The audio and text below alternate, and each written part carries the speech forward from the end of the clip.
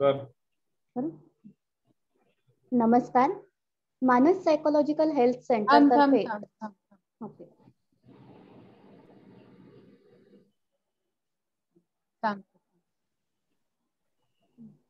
Just काहीतरी कोण करतो सुप्रिया काहीतरी आम्ही सांगतो. चालू झालं रे.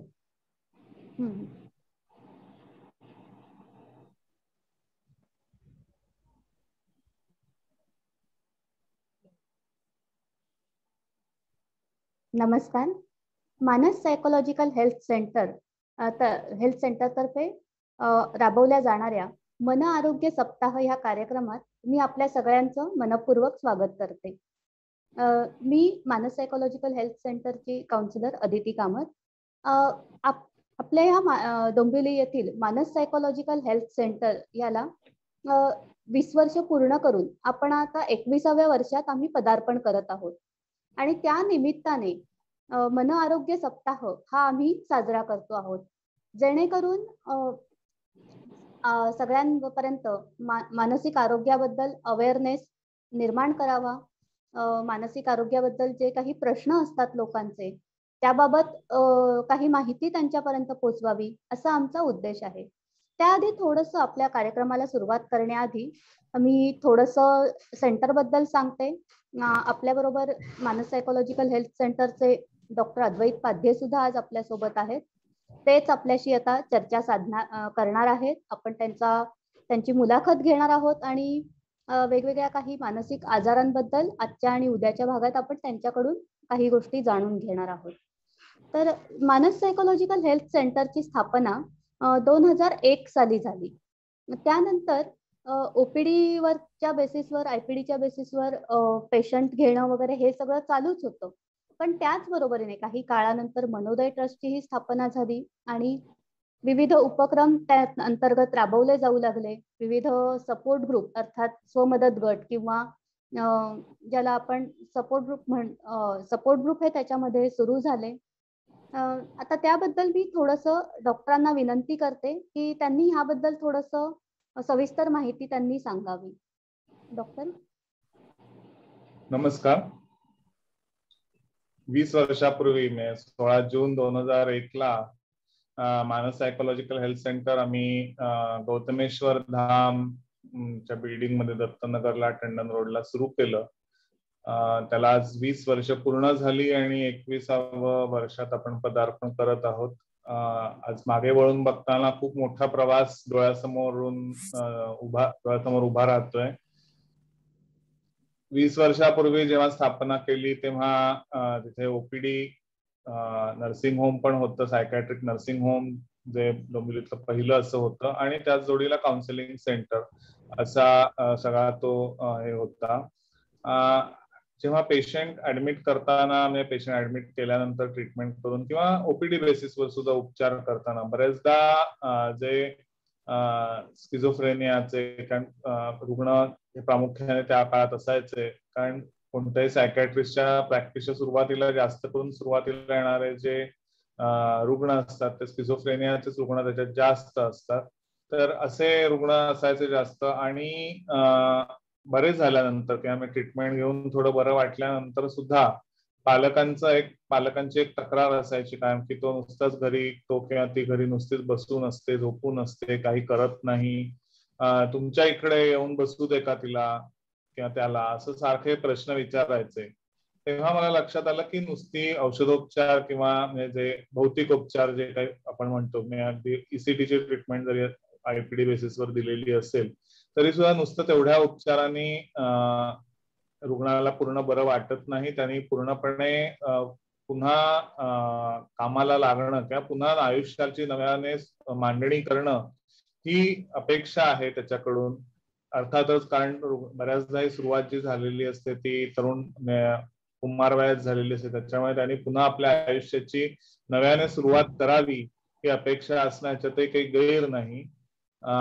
आणि मग त्याच उद्देशाने कुठेतरी त्यांचं पुनर्वसनाची त्यांना गरज आहे हेही लक्षात आलं. त्याचबरोबर काही वेळेला मी असंही लक्षात आलं की पालकांच्या अवास्तवही अपेक्षा आहेत किंवा पालकांनाही या सगळ्याचा कुठेतरी त्रास होतो आहे. या सगळ्यावरनं मग आम्ही तेव्हा सुरुवातीला पहिल्या 2003 ला स्किझोफ्रेनियावर एक परिषद घेतली होती. त्याला खूप लोक कुठून लोक आलेले होते आणि मग त्यावेळेला आपण परिषद झाल्यानंतर स्किझोफ्रेनियाच्या केअर गिव्हर्सच्या सपोर्ट ग्रुपची मदत गटाची स्थापना करणार आहोत असं जाहीर केलं आणि लोकांनी नावं पण दिली. पण नंतर ऍक्च्युअल जेव्हा मीटिंग घ्यायची वेळ आली तेव्हा प्रत्यक्ष फक्त एकच व्यक्ती तेव्हा म्हणजे पालक तेव्हा उपस्थित होत्या. मग पण आम्ही मीटिंग घेतली, आम्ही हरलो नाही, ती मीटिंग चालू ठेवली आणि त्याच्यानंतर त्या पालकच म्हणाले की मी सगळ्या इतरांना कॉन्टॅक्ट करते, मी त्यांना मोटिवेट करते. आणि मग त्यांनी मोटिवेट करून मग ह्या मीटिंग सुरू झाल्या. नंतर काही काळानंतर थोडीशी जागेच्या अडचणीमुळे त्या मीटिंग थांबल्या होत्या. पण मग पुन्हा थोडीशी आणखीन हे करण्यासाठी म्हणून 2008ला पुन्हा परिषद घेतली 2007 मध्ये. त्याच्यामध्ये आताच्या जे आपल्या मनोदय ट्रस्टच्या सेक्रेटरी आहेत गीता मोहनकर, तेव्हा त्याही त्याला आलेल्या होत्या आणि त्यांनी तयारी दाखवली की मी हे सगळं काम अंगावर घेईन म्हणून. आणि मग तिथून त्या पहिला जो गट आहे मनोदय आधारवड नावाचा जो गट आहे केअर गिव्हर्सचा, शुभंकरांचा जो केअर गट आहे, त्याची सुरुवात झाली 26 जानेवारी 2008ला. त्याच्यानंतर 6 महिन्यांनी मग शुभारतींचा गट, असं करून मग जशी जशी गरज लागली लक्षात आलं की नुसतं औषधोपचार किंवा त्याच्यानी पूर्णपणे ही व्यक्ती बऱ्या होत नाही किंवा काही त्याला इतरही सपोर्टची किंवा स्वमदत गटाची किंवा अशा गटांची स्थापना अशा गरज लागते. कारण ह्या सगळ्या प्रवासांमध्ये त्या व्यक्तीला, त्या रुग्णाला, त्याचबरोबर रुग्णाच्या घरच्यांना खूप ताणतणावानं सामोरं जावं लागतं आणि त्याच्यामुळे स्वमदत गट हा एक त्याच्यावरचा आणखीन एक चांगला पर्याय किंवा आणखीन एक आधार मिळू शकतो त्याच्यातून. आणि मग अशा रीतीने नंतर मग एपिलेप्सीच्या वरचा जो रुग्णांसाठी आणि नातेवाईकांसाठीचा प्रोत्साहन नावाचा स्वमदत गट, त्याच्यानंतर मग मंत्रचयपणा, ऑब्सेसिव्ह कंपल्सिव्ह डिसऑर्डरचाही जो त्रास आहे त्याच्यासाठी पण चिंतन नावाचा स्वमदत गट, त्यानंतर डिमेन्शियावरचा जो स्वमदत गट आहे तो सुरू केला. त्याचबरोबर उत्तर रंग नावाचा स्वमदत गट सुरू केला आणि अल्कोहोलिक्स किंवा व्यसनी हे असतात रुग्ण, त्यांच्या नातेवाईक कुटुंबियांसाठी मधुशाला नावाचा स्वमदत गट सुरू केला. किंवा इव्हन स्किझोफ्रेनियाचे सुद्धा जे शुभार्थी आहेत, जे चांगलं काम करतायत किंवा व्यवसाय करतायत, त्यांच्यासाठीचा उडान नावाचा स्वमदत गट, असे अनेक स्वमदत गट स्थापन केले. आणि त्याचबरोबर म्हणजे हे सगळं काम करताना कुठेतरी हेही जाणवलं होतं की सातत्याने कुठेतरी या सगळ्या मानसिक आरोग्याच्या प्रश्नांची विषयीची जनजागृती होणं आवश्यक आहे. आणि मग ते सगळं कार्य सातत्याने करण्यासाठी म्हणून 2008 मध्येच मनोदय ट्रस्टची स्थापना झाली. त्यालाही 13 वर्ष झालेली आहेत आणि त्याच्या अंडर अनेक वेगवेगळ्या मेंटल हेल्थ इश्यूज वर आपण परिषदाही घेतलेल्या आहेत किंवा त्याचबरोबर शाळांमध्ये ऍडोलसंट मुलांसाठीचा जो प्रकल्प असतो, सेक्स किंवा इतर व्यसनांविषयीचा अवेअरनेस किंवा इतर सगळ्या त्यांच्या प्रश्नांविषयीचा अवेअरनेस यासाठी शाळांमध्ये आपण जाणीव नावाचा प्रकल्प राबवतो. त्याचबरोबर विवाह किंवा विवाहाचे जे प्रश्न असतात, वैवाहिक जीवनाच्या ज्या समस्या असतात त्या दृष्टीने काही परिषदा घेण्यात आल्या. त्याचबरोबर काही जे इतर छोटे छोटे इश्यूज असतात, राग येणं किंवा अँगर मॅनेजमेंटवर किंवा पॅरेंटिंगवर, अशा अनेक आपण वर्कशॉप्स त्याच्या मार्फत घेतले. पेन मॅनेजमेंटवरही मध्ये एकदा घेतला होता. त्याचबरोबर वेगवेगळ्या या आजारांच्या म्हणजे ओसीडीचा ग्रुप सुरू केला, त्याच्या आधी ओसीडीवर अशी एक परिषद केलेली होती. त्याच्यामुळे हे जवळजवळ 2003 पासून सातत्याने कुठेतरी एक मन आरोग्याविषयीचे जागृतीचं काम सातत्याने चालू आहेच. आणि त्याचबरोबर जेव्हा ट्रस्ट स्थापन केला तेव्हा त्याला आणखीन गती मिळाली आणि त्याच्या अंतर्गत असे बरेच उपक्रम आपण राबवत आहोत की जे इव्हन म्हणजे गेल्या 1 वर्षाच्या कोरोनाच्या काळात, लॉकडाऊनच्या काळात सुद्धा ऑनलाईन स्वरूपात आपण हे कार्यक्रम घेतलेले आहेत. म्हणजे आपली सगळे सपोर्ट ग्रुप हे ऑनलाईन स्वरूपात चालू आहेतच. इव्हन डे केअर सेंटर हे ऑनलाईन स्वरूपात चालू आहे. त्याचबरोबर वेगवेगळे जे प्रोग्राम घेतले, गेल्या वर्षी सुद्धा आपल्या वर्धापन दिनाचा कार्यक्रम सुद्धा आपण ऑनलाईन घेतला होता. त्यानंतर इमोशनल एज्युकेशनच्या दृष्टीने आपण 3 पालकांची, शिक्षकांचं आणि मुलांची अशी वर्कशॉप्स घेतली. असे काही आपण कार्यक्रम सातत्याने चालू ठेवलेले आहेत आणि तो वसा घेतलेला आहे, तो पुढे चालूच राहणार आहे. आणि त्याच दृष्टीने हा आजचा मनोआरोग्य, या आजपासून सुरू होणारा मनोआरोग्य सप्ताह आहे. आणि त्याच्यात दर दिवशी आपण काही वेगळं माहिती, मनोआरोग्याविषयीची माहिती लोकांसमोर आणणार आहोत. तर हा सगळा मोठा प्रवास आहे. आता बोलता बोलता 20 वर्षाचा प्रवास एवढा मांडणं काही तशी सोपी गोष्ट नाही, परंतु मी थोडक्यात मांडण्याचा प्रयत्न केलाय. खरंय.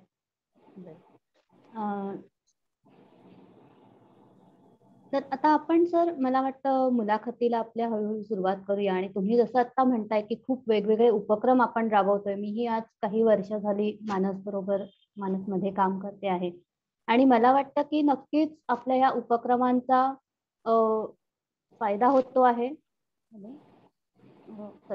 फायदा होतो आहे, लोकांपर्यंत पोहोचतो आहोत आपण जास्तीत जास्त प्रमाणात. आणि सगळ्यात महत्वाचं सर ह्याच्यात मला हे वाटतं की जसं म्हटलंय, संस्कृत वचनात म्हटलं आहे की मुकम करोति वाचालम पंगुम लंघयते गिरिम.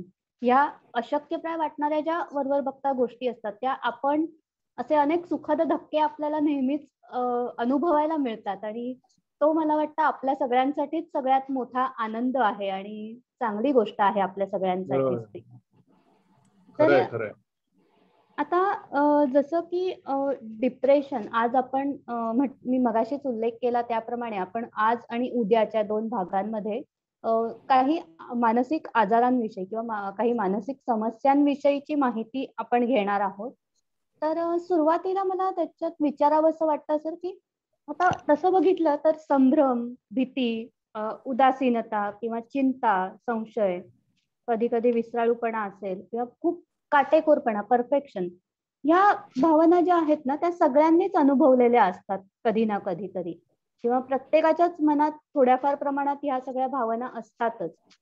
पण ह्या भावनांचा सर्वसामान्य ह्या भावनांचा जो प्रवास आहे तो त्या भावनेकडून विकाराकडे कशा प्रकारे होतो आणि कोणत्या कारणांनी होतो? कारण मी आता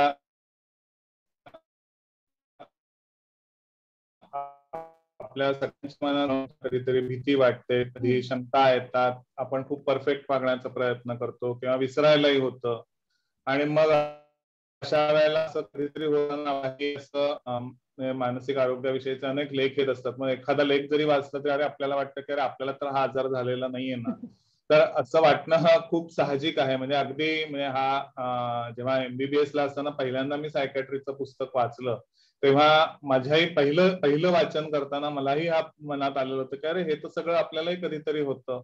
म्हणजे त्यामुळे कसं आहे की ह्या भावना किंवा ह्या भावना म्हणूया किंवा अनुरूप भावना म्हणूया किंवा विरूप भावना कुठच्याही असतील, त्या कधी ना कधीतरी आपल्या सगळ्यांच्याच मनात येत असतात. परंतु अशा भावना कधीतरी मनात येणं म्हणजे आणि त्याचा विकार म्हणजे काय, तर हा जो फरक आहे हा असा आहे की जेव्हा या भावना म्हणजे समजा एखाद्याला भीती वाटते आहे, परंतु एखाद दिवशी भीती वाटणं किंवा तर ती भीती एखाद दिवशी वाटण्याने तो काही विकार होत नाही, परंतु ही भीती एखाद्या गोष्टीची सातत्याने वाटते आहे आणि सातत्याने ती भीती वाटते आहे आणि ती भीती वाटल्यामुळे त्याच्या इतर दैनंदिन जीवनावरही त्याचा परिणाम व्हायला होतो आहे. म्हणजे त्याच्यामुळे मग त्या भीतीमुळे त्याला झोप येत नाहीये किंवा त्या भीतीमुळे तो बाहेर जाणं टाळतो आहे. म्हणजे कामाला जाणं म्हणा, शाळेत जाणं म्हणा किंवा आणि कुठे जाणं म्हणा, बाहेर जाणं टाळतो आहे.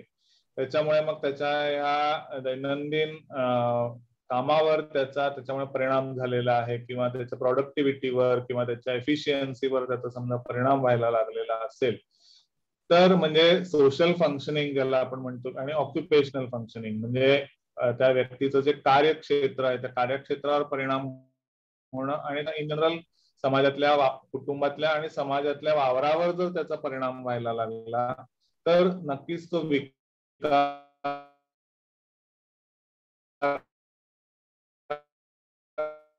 आहे असं समजा. हा, तर ती अनामिक भीती असू शकते किंवा अनाठायी भीती असू शकते, विनाकारण वाटणारी भीती असू शकते, किंवा एखाद्या पर्टिक्युलर गोष्टीची भीती असू शकते की जी त्या व्यक्तीला कळत असते की भीती वाटता का म्हणे, परंतु तरी ती भीती वाटत असते. उदाहरणार्थ समाजापुढे बोलण्याची भीती, 4 लोकांपुढे, किंवा मीटिंग्स मध्ये बोलण्याची भीती, किंवा काही प्राण्यांची भीती असते, कुत्र्याची भीती म्हणा, पालीची भीती, झुरळाची भीती. तर अशाही भीती असतात. तर पण ही कधीतरी वाटून आणि होत असेल तर ती काही आता त्यांच्या रोजच्या कामावर आणि रोजच्या कार्यावर परिणाम होत नसेल तर काही हे नाही, परंतु ती भीती वाटून वाटून त्याचा रोजच्या कामावर आणि रोजच्या ह्याच्यावर परिणाम होत असेल, किंवा त्यांच्या दैनंदिन झोपेवर, भुकेवर परिणाम होत असेल, त्या भीतीमुळे त्यांना आणखीन इतरही भीतीच्या भावनेतून मग आणखीनही त्यांच्या वागण्यावरचा परिणाम, घाबरून जाऊन ती व्यक्ती घराबाहेरच पडत नसेल, घर पूर्ण बंद करून बसत असेल, खिडक्यादार बंद करून बसत असेल, तर असे काही वेगवेगळी लक्षणा स्वरूपात ती भीती दिसायला लागू शकते. किंवा चिंता म्हणालीस तर चिंता सुद्धा म्हणजे चिंता वाटणं सुद्धा म्हणजे एखाद दिवशी कधीतरी काळजी वाटणं की अरे आज हा लवकर घरी का परत नाही आला म्हणून कधीतरी काळजी वाटणं, किंवा काळजी करण्याचा एक स्वभाव असणं,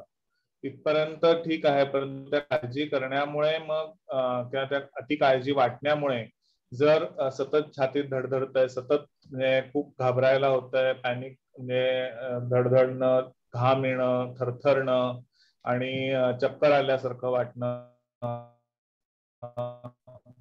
आणि त्यामुळे हार्ट अटॅक आल्यासारखं वाटून सारखी डॉक्टरांकडे धाव घ्यावी लागणं, किंवा त्याच्यामुळे मग आपल्याला काहीतरी होईल या भीती, मग त्याच्यातनं भीती निर्माण होणं आणि त्या भीतीतून मग बाहेर जायलाही भीती वाटणं, एकट्याने बाहेर कुठे जाताच नाही येणं, म्हणजे अगदी कुठे जायचं झालं तरी कोणतरी बरोबर पाहिजे, त्याच्याशिवाय मी बाहेरच पडू शकणार नाही, अशी अवस्था होणं.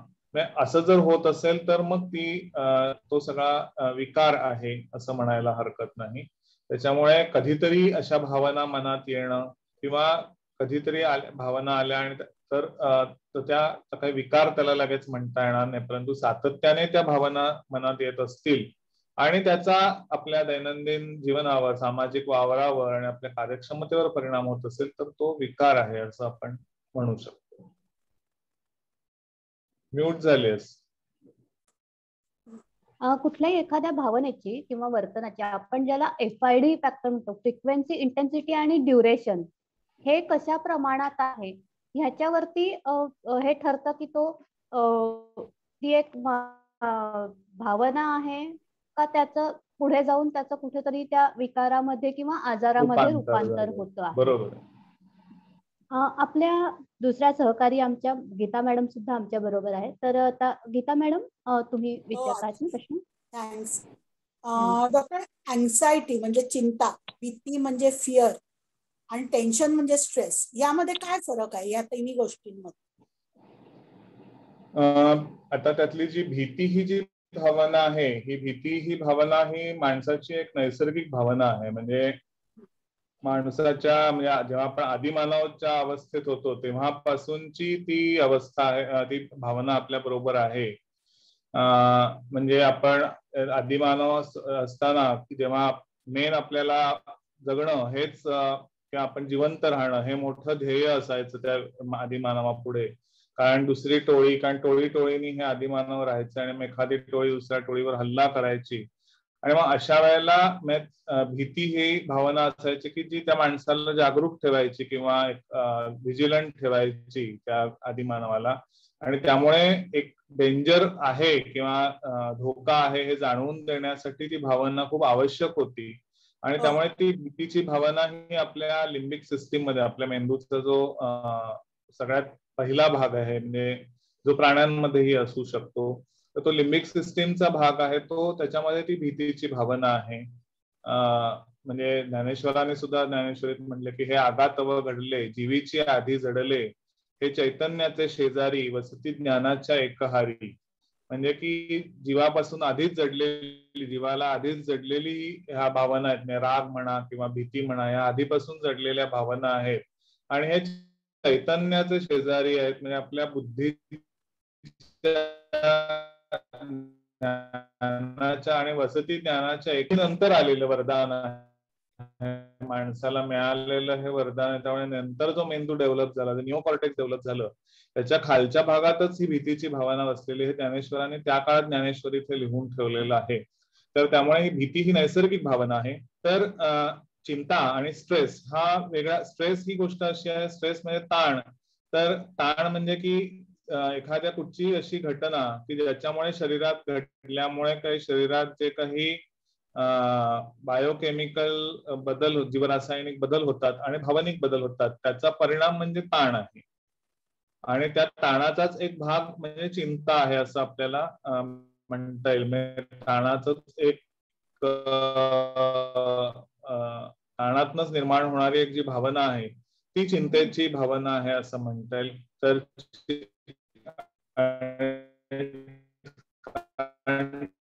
चिंता ही एक विरूद्ध भावना असं आपण म्हणूया की ती चिंतेच्या नुसती काळजी वाटणं, म्हणजे काळजी आणि चिंता याच्यामध्ये सुद्धा फरक आहे. की काळजी ही भावना आहे की काळजी वाटणं, त्या एखाद्याची सतत काळजी करण्याची जी भावना असते की मला याची काळजी, ही वेगळी असते. आणि अँझायटी ही वेगळी असते. तर त्याच्या पुढे जाऊन चिंतेमध्ये कसं होतं की चिंतेमुळे आपल्या, जसं मगाशी म्हटलं की सतत या चिंतेमुळे आपल्या मनात सारखे सारखे विचार यायला लागतात, सतत अस्वस्थ वाटतं, मग छातीत धडधडतं, चक्कर येणं किंवा तोंडाला कोरड पडणं किंवा हातापायाला घाम फुटणं, असं सगळे जे लक्षणं दिसतात. किंवा मग गोंधळायला होणं, काही पटकन म्हणजे काही सुचत नाही त्या व्यक्तीला की काय बोलायचं आहे, काय करायचं आहे ते न सुचणं, किंवा एकाग्रता आहे ती भंग होणं, अशीच जेव्हा त्याच्या जोडीने मग ही लक्षणं दिसायला लागतात की ज्याचा परिणाम मग त्या व्यक्तीच्या दैनंदिन कार्यावर होऊ शकतो किंवा शारीरिक शरीरावर होऊ शकतो. आणि मग त्याच्यामुळे जी हे होते ती, म्हणजे त्याच्यामुळे मग ती चिंता आणखीन त्या चिंतेतनं ती चिंता वाढायला लागते. आणि ताण म्हणजे म्हटलं की जीवरासायनिक जे बदल होतात, ते जीवरासायनिक बदल म्हणजे कोणते होतात, तर म्हणजे आपल्या एक कुठची तणावदायी घटना घडली की तणावदायी घटना घडल्यानंतर सगळ्यात पहिले आपल्या मेंदूतल्या ज्या अलार्म बेल्स असतात, म्हणजे जो मगाशी मी हायपोथॅलॅमस हा भाग म्हटला, जो लिम्बिक सिस्टीमचा भाग आहे, तर त्या हायपोथॅलॅमस मधलं जे सिम्पथेटिक नर्वस सिस्टीम या स्रावाचं प्रमाण आपल्या शरीरात वाढतं. आणि त्याच्यामुळे आता मी मगाशी जे सगळे बदल सांगितले, शारीरिक बदल की हृदयाची धडधड वाढणं, तोंडाला कोरड पडणं किंवा श्वास कोंडला आहे असं वाटणं, चक्कर आल्यासारखं वाटणं, किंवा घाम फुटणं, पोटात ढवळल्यासारखं होणं, लघवीला संडासला लागल्याची भावना होणं, अशी लक्षणं जी दिसायला लागतात ती पहिली लक्षणं असतात. कुठच्याही ताणाची जी लक्षणं असतात, स्ट्रेसची, ती ही लक्षणं असतात. आणि मग ती मग असं होतं की ती जी लक्षणं असतात ती थोडक्यात थोडीफार अशी हार्ट अटॅकच्या साम्य असणारी लक्षणं असतात. त्यामुळे मग असं आणि वाटायला लागतं की आपल्याला हार्ट अटॅक येतोय की त्यामुळे त्याच्यामुळे आपल्याला आपल्या मृत्यूने कुठेतरी आपण मृत्यूच्या समीप चाललो की अशीच एक विचार मनात येऊन चमकतो. त्याच्यामुळे मग त्या सगळ्या लक्षणांचीच भीती वाटायला किंवा चिंतेचा जो भाग आहे तो सगळा सुरू होऊन जातो.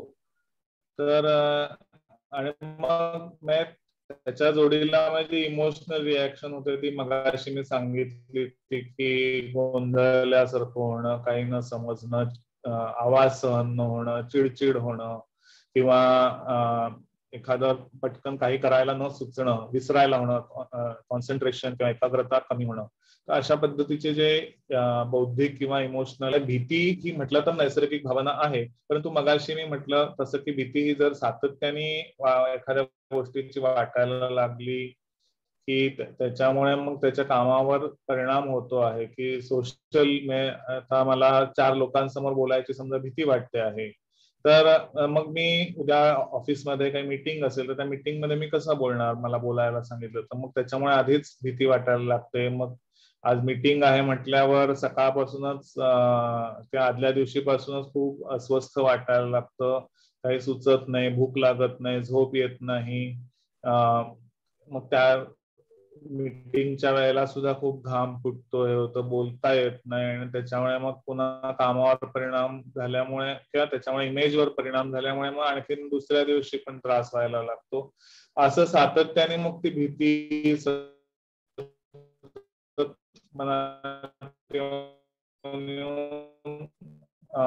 हे होतं.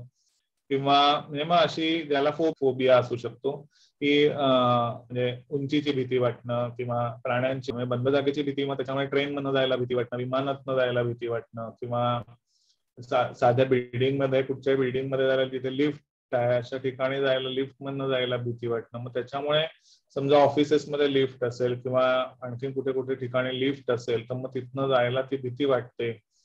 किंवा विमान प्रवास करायला भीती वाटते, त्याच्यामुळे एखादा बिझनेसमन असेल की तो विमान प्रवास टाळायला बघतो आणि मग त्याच्यामुळे त्याच्या बिझनेसवर परिणाम होऊ शकतो.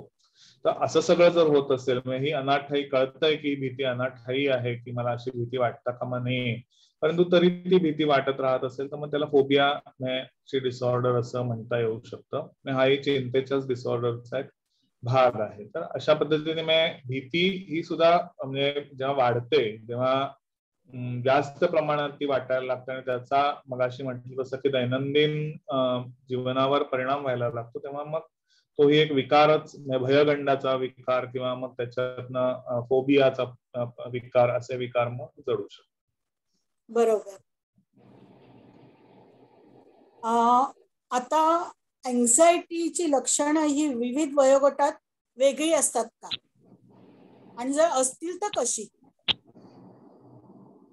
अँक्झायटीची लक्षणं चिंतेची लक्षणं आता लहान मुलांना वाटणारी, मी आता जी मगाशी सांगितली ही सगळी लक्षणं सर्वसाधारणपणे आपण कुठच्याही प्रौढ माणसांमध्ये म्हणजे 18 वर्षाच्या कुठच्याही माणसांमध्ये, पुढच्या माणसांमध्ये तर प्रामुख्याने दिसू शकतात. म्हणजे मग ती कुठच्याही पुढच्या वयोगटामधल्या व्यक्तींमध्ये दिसू शकतात. लहान मुलांमध्ये वाटणारी चिंता ही काही वेळेला वेगळ्या स्वरूपात दिसू शकते. म्हणजे मग ती वेगळ्या स्वरूपात दिसते. म्हणजे मग त्यासाठी शाळा टाळणं किंवा शाळेत जायची भीती वाटत असेल किंवा ती शाळेत न जाणं किंवा डोकं दुखणं किंवा म्हणजे ती जी चिंता असते ती कुठेतरी शारीरिक लक्षणांमध्ये रूपांतरित होते. मोठ्या वयोगटात सुद्धा हे दिसू शकतं, विशेषतः पुरुषांपेक्षा सुद्धा जास्त स्त्रियांमध्ये दिसू शकतं म्हणजे मोठ्या वयोगटांमध्ये.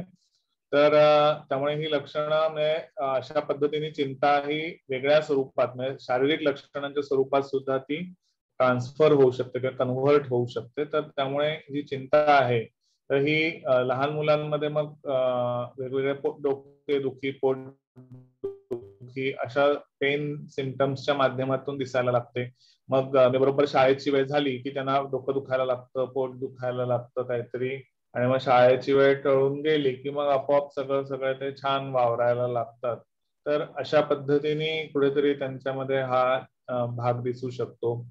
किंवा त्या चिंतेमुळे त्यांच्या अभ्यासावर परिणाम व्हायला लागू शकतो. म्हणजे अभ्यासात मार्क कमी पडणं किंवा अधोगती होणं अभ्यासात, अशा स्वरूपात सुद्धा दिसायला लागतं. किंवा मग त्या चिंतेमुळे किंवा सतत मनात काहीतरी गोंधळ असेल, विचार असतील तर त्याच्या मनन करणं सातत्याने, तर अशा स्वरूपात सुद्धा चिंतेची लक्षणं काही वेळेला दिसायला लागू शकतात. किंवा विनाकारण घरात चिडचिड करतायत किंवा इतर मित्रमंडळींवर चिडचिड करतात, आई वडिलांवर चिडचिड करतायत, त्या मनात कुठली तरी चिंता आहे, इनसेक्युरिटी आहे, काहीतरी असुरक्षिततेची भावना आहे, तर असं दिसू शकतं. विशेषतः आता घरामध्ये काही भांडणं चालू असतील की जे मुलांना कळतात काहीतरी वेगळं घडतं आणि त्याच्यामुळे त्यांना असुरक्षित वाटायला लागतं, किंवा आई वडिलांचा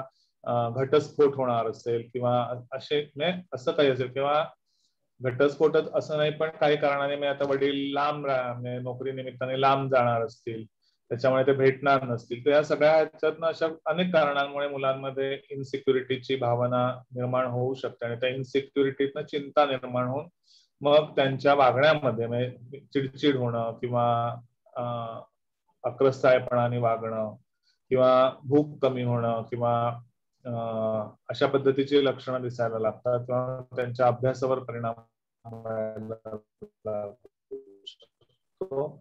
किंवा मग अशी म्हटलं तसं की काही पेन म्हणजे दुखण्याची वेदनेची लक्षणं सुद्धा दिसायला लागू शकतात. तसंच म्हणजे स्त्रियांमध्ये सुद्धा विशेषतः भारतातल्या स्त्रियांमध्ये ही लक्षणं आणि ज्या गृहिणी गटातल्या आहेत त्या गटांमध्ये जास्त करून अशा पद्धतीची लक्षणं दिसू शकतात. कारण कुठेतरी जो सगळा ताण असतो घरातला, मग तो न सांगता येणार ताण असतो, मग तो सासू सुनेच्या नात्यातला असू दे किंवा पती पत्नीच्या नात्यातला एक शीतयुद्ध असू दे, की काही न सांगता येणाऱ्या गोष्टी असतात पण त्या सहनही होत नाहीत, मग त्याच्यातून एक चिंता निर्माण होते की कसं होणार पुढे माझं, किंवा एक अस्तित्वाविषयीची किंवा पुढच्या म्हणजे आपल्या असण्याविषयीची एक चिंता वाटायला लागते त्या व्यक्तींना. आणि मग ही जी चिंता असते किंवा खंत असते, ती खंत किंवा ती चिंता असते ती मग शारीरिक लक्षणांच्या स्वरूपात दिसायला लागते. म्हणजे काही पूर्णपणे वेग अशी शारीरिक लक्षणं असतात,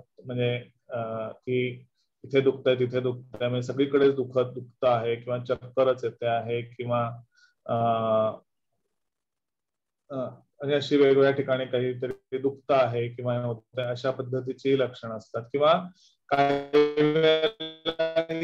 चिंता आणखीन पूर्णपणे अगदी ताण जर खूप मोठा ही चिंता किंवा हा ताण जर खूप मोठ्या स्वरूपाचा ताण असेल किंवा खूप आघात करणारा असा ताण असेल तर मग काही वेळेला त्याच्यातनं डायरेक्ट अशी काही लक्षणं दिसतात. म्हणजे अजिबात दिसायला न लागणं किंवा पूर्णपणे एखादा हात पॅरलाइज झाल्यासारखं वाटणं किंवा फीट आल्यासारखं होणं, म्हणजे ज्याला सुडो सिझर असं म्हणतात, म्हणजे फीट सदृश्य सिम्पटम्स असणं किंवा त्याच्यातनं आणखीन किंवा पॅरलाइज झाल्यासारखं किंवा तोल जातोय की काय असं चालणं.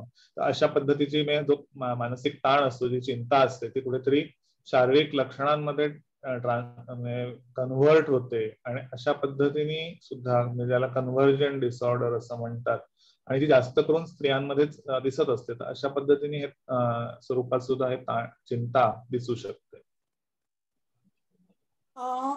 थोड्याफार प्रमाणात तुम्ही आधी बोललाच आहात, पण परत म्हणजे एक विचारते, एन्झायटीशी संबंधित मानसिक त्रास व आजार कोणते आहेत? आता एन्झायटी डिसऑर्डर म्हणजे जो एन्झायटी डिसऑर्डरचा जो गट केलेला आहे, त्या एन्झायटी डिसऑर्डरच्या प्रॉपर गटामध्ये मेन म्हणजे जसं मगाशी सांगितलं की पॅनिक डिसऑर्डर, फोबियाज, त्याचबरोबर anxiety, obsessive compulsive disorder, post traumatic stress disorder आणि जनरलाइज एन्झायटी डिसऑर्डर, हे प्रामुख्याने त्याच्यामध्ये सगळे विकार आहेत. पॅनिक डिसऑर्डर जसं मगाशी मी सांगितलं की अचानकपणे छातीत धडधडायला लागतं किंवा हातपाय थरथरायला कापायला लागतात, श्वास कोंडल्यासारखा होतो आणि चक्कर आल्यासारखं होतं, घाम फुटतो, तोंडाला कोरड पडते, पोटात ढवळल्यासारखं होतं, लघवीला संडास लागल्याची भावना होते आणि मग आपल्याला हार्ट अटॅक येतोय की काय अशी भीती वाटायला लागते. त्या भीतीमुळे मग आणखीन घाबरायला होत जातं आणि मग असा जो आहे त्याला पॅनिक डिसऑर्डर असं म्हणतात. त्याच्या जोडीलाच एखादा जो फोबिया दिसतो ज्याला ॲगोराफोबिया म्हणतात, की एकटं जाण्याची भीती वाटणं किंवा ज्या ठिकाणी म्हणजे ज्या ठिकाणाहून आपण पटकन बाहेर निघू शकत नाही अशा ठिकाणी जायची भीती वाटणं, म्हणजे कुठच्याही गर्दीच्या ठिकाणी जायची भीती वाटणं, एकट्याने जायची भीती वाटणं असंही वाटायला लागू शकतं. कारण कुठेही मी ट्रेनमध्ये असताना जर मला असं झालं तर काय करू, मग ट्रेनमध्ये जाणं टाळायचं किंवा बाजारात गेलं आणि मला असं झालं तिथे मी एकटी असेल तर मला असं झालं तर काय करायचं म्हणून तिथे जाणं टाळायचं. म्हणजे असं एकतर टाळायचं किंवा मग कोणाला तरी बरोबर घेऊन जायचं, अशा पद्धतीने मग ते वागणं सुरू होतं. फोबिया जसे मगाशी मी सांगितले की सोशल फोबिया असतात, समाजापुढे बोलण्याची भीती वाटणं किंवा काही प्राण्यांची भीती, स्पेसिफिक फोबिया प्राण्यांची भीती किंवा उंचीची भीती, बंद जागेची भीती, तर अशा पद्धतीच्या वेगवेगळे फोबियाज असतात. पोस्ट ट्रॉमॅटिक स्ट्रेस डिसऑर्डर म्हणजे की एखादी काही ट्रॉमॅटिक घटना घडली असेल, म्हणजे विशेषतः कोणाचा अचानकपणे मृत्यू झाला असेल किंवा ऍक्सिडेंटमध्ये मृत्यू झाला असेल किंवा अचानकपणे काहीतरी आजार निर्माण होऊन हॉस्पिटलमध्ये मृत्यू झाला, जसे आता म्हणजे ह्या करोनाच्या काळात असे अचानक अनेक लोकांचे मृत्यू झाले की तरुण लोकांचे, विशेषतः आताच्या या करोनाच्या दुसऱ्या लाटेमध्ये असे बरेच अचानकपणे तरुण लोकांचे मृत्यू झाले की जे अपेक्षाही केलेली नव्हती आणि अनपेक्षितपणे असे अनेक जणांचे मृत्यू झाले. तर अशा घटनेमुळे मग त्या घटनेचा धक्का बसल्यामुळे मी कुठेही आजार किंवा करोना किंवा काही हॉस्पिटल किंवा असे शब्द जरी ऐकले तरी मग संपूर्ण त्या घटना मनात ती जागी होत जाते आणि मग मनात ही सगळी मगाशी सांगितलेली पॅनिकची किंवा चिंतेची लक्षणं दिसायला लागतात. किंवा म्हणजे आता एखाद्याचा ट्रेनमध्ये ऍक्सिडेंट होऊन मृत्यू झालेला असेल तर मग ट्रेन नुसता आवाज जरी ऐकला ट्रेनचा तरी भीती वाटायला लागते आणि मग सगळे ती जे काही आठवणी असतात सगळ्या जाग्या होतात आणि मग त्याच्यामुळे मग ती भीती वाटते. त्याच्यानंतर सातत्याने मनात चिंता निर्माण होणं, त्या व्यक्ती समजा जी व्यक्ती गमावली आहे त्या व्यक्तीचेच आवाज ऐकू येणं किंवा ती व्यक्तीच आपल्याशी बोलते असं वाटणं, तिचे आवाज ऐकू येणं, तिचा वावर आपल्या बाजूला असं वाटणं. तर अशा पद्धतीची समजा लक्षणं दिसत असतील तर त्याला पोस्ट ट्रॉमॅटिक स्ट्रेस डिसऑर्डर असं म्हणता येईल.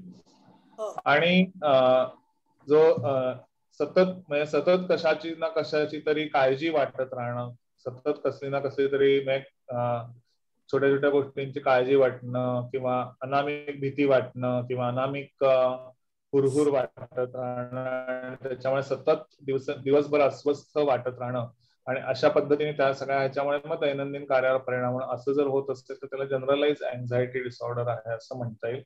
आणि शेवटचा मेन जो भाग आहे की जो मेन आहे ऑब्सेसिव्ह कंपल्सिव्ह डिसऑर्डर, तर हाही एक चिंतेचा भाग आहे, चिंतेचा डिसऑर्डरचा एक भाग आहे की मंत्रचळेपणा असं ज्याला आपण मराठीत म्हणता येईल, की त्याच्यामध्ये की एखादा निरर्थक विचार म्हणा किंवा चित्र म्हणा किंवा कल्पना म्हणा किंवा दृश्य म्हणा हे सातत्याने डोळ्यासमोर येत राहणं. कळतं आहे की हे सगळं निरर्थक आहे, आपल्याला हे दिसता कामा नये, असा विचार मनात येता कामा नये, हे कळत असतं, परंतु ते नियंत्रण करता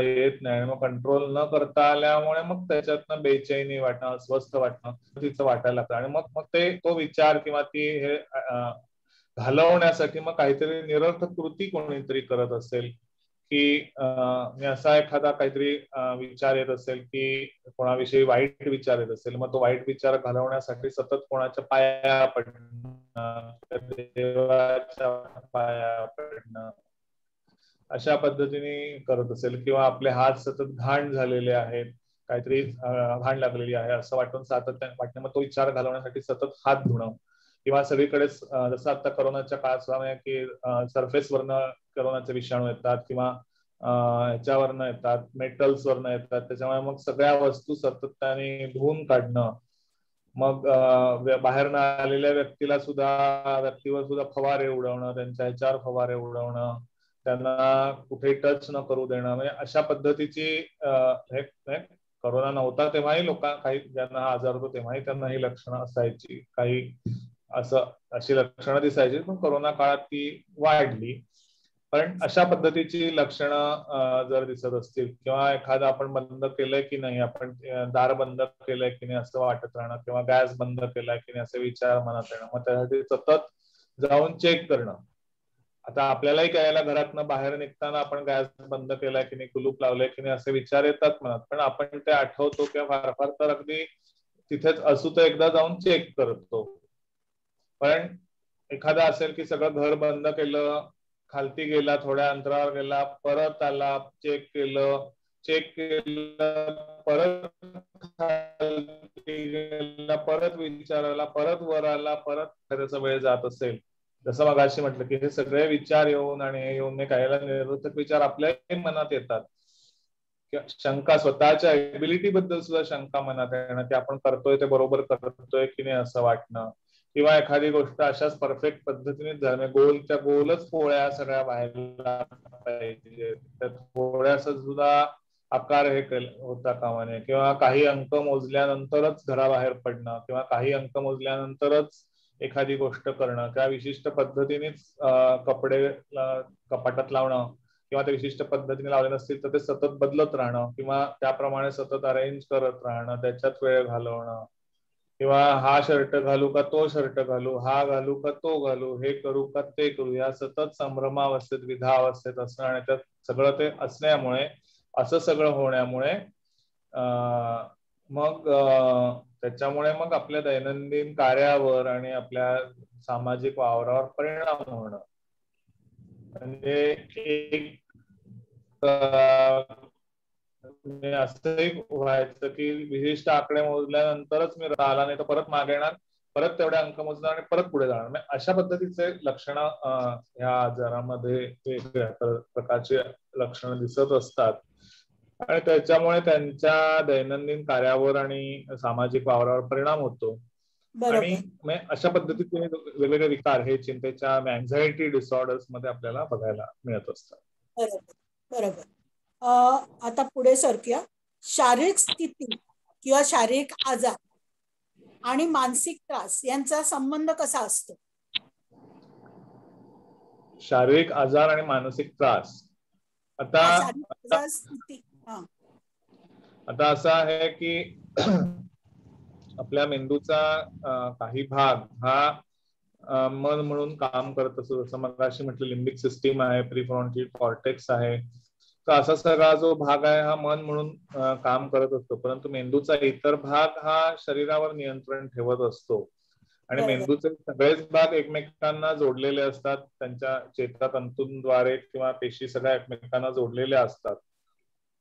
त्याचबरोबर आपल्या मेंदूमध्ये काही हॉर्मोन्सच्या ग्रंथी असतात, त्या ग्रंथी सुद्धा नंतर शरीरातल्या इतर ग्रंथींशी जोडलेल्या असतात, आणि त्याचबरोबर ह्या सगळ्याचा म्हणजे ह्या सगळ्या हॉर्मोन्सच्या स्रावाचा आपल्या प्रतिकार शक्तीवर सुद्धा परिणाम होत असतो. त्याच्यामुळे म्हणजे याला सायको न्यूरो एंडोक्रायनो इम्युन सिस्टीम असं म्हणतात. तशी ही सगळ्या एकमेकांना जोडलेल्या सिस्टीम आहे. म्हणजे आपलं मन, सायको म्हणजे आपलं मन, न्यूरो म्हणजे आपला मेंदू, एंडोक्रायनो म्हणजे आपल्या शरीरातली हॉर्मोन सिस्टीम, त्या हॉर्मोन सिस्टीम मध्ये आपल्या मेंदूतली पिट्युटरी ग्लँड किंवा पीयूषिका ग्रंथी झाली, किंवा त्याच्यानंतर आपल्या जी ह्याच्यात गळ्यामध्ये असते ती कंठस्थ ग्रंथी किंवा थायरॉइडची ग्लँड झाली, किंवा आपल्या पोटामध्ये किडनीच्या वर ऍड्रिनल ग्लँड असतात, त्या ग्लँड्स असतात, किंवा स्वादुपिंड असतं ते स्वादुपिंड, किंवा पुरुषांमध्ये जे टेस्टिस असतात ते टेस्टोस्टेरॉन हॉर्मोन, स्त्रियांमध्ये ओव्हरीज असतात त्याच्यातनं स्रवणारे इस्ट्रोजन प्रोजेस्ट्रॉन हे हॉर्मोन.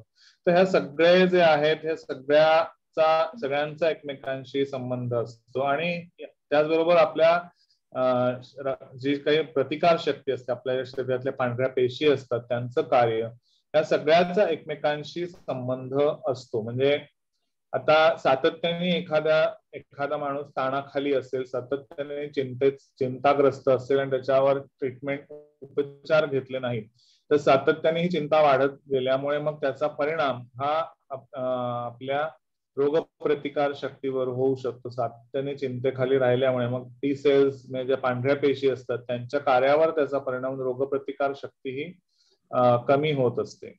आता आपण करोनाच्या काळातही बघितलं की ज्यांनी धीराने या सगळ्या गोष्टींचा न घाबरता ह्या करोना झाल्यानंतरही सामना केला, ते पटकन या आजारातून बरे झाले.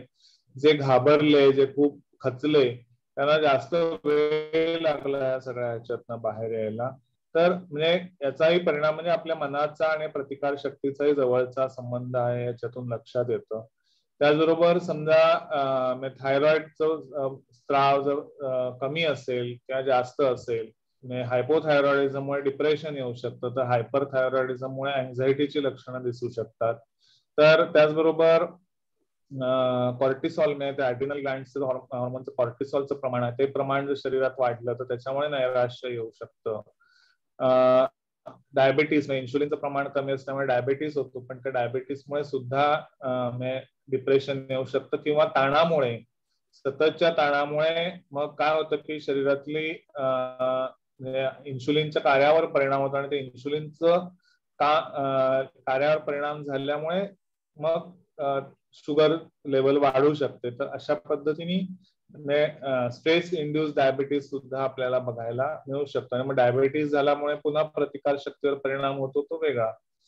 तर अशा पद्धतीने हा संपूर्ण म्हणजे आपलं शरीर आणि मन हे एकमेकांना ह्या अशा भागातनं जोडलेलं आहे.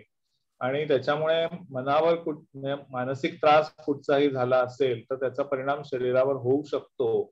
किंवा शारीरिक त्रासामुळे, म्हणजे आता त्या शारीरिक त्रासामुळे सुद्धा मानसिक त्रास होऊ शकतो. की जर आपल्याला म्हणजे शारीरिक डायबिटीस आहे किंवा आहे, तर त्या गोष्टींचं आपण खूप टेन्शन घेतलं की अरे मला डायबिटीस झालाय, म्हणजे आता किती मोठा त्रास झालेला आहे, आता कसं होणार माझं, पुढे कसं होणार, असं जर त्या डायबिटीसच खूप ताण घेतला आपण, तर मग त्याच्यातनं पुन्हा नैराश्य आहे, तर नैराश्यामुळे पुन्हा डायबिटीस वाढू शकतो. असं ते विशियस सायकल चालू राहू शकतं.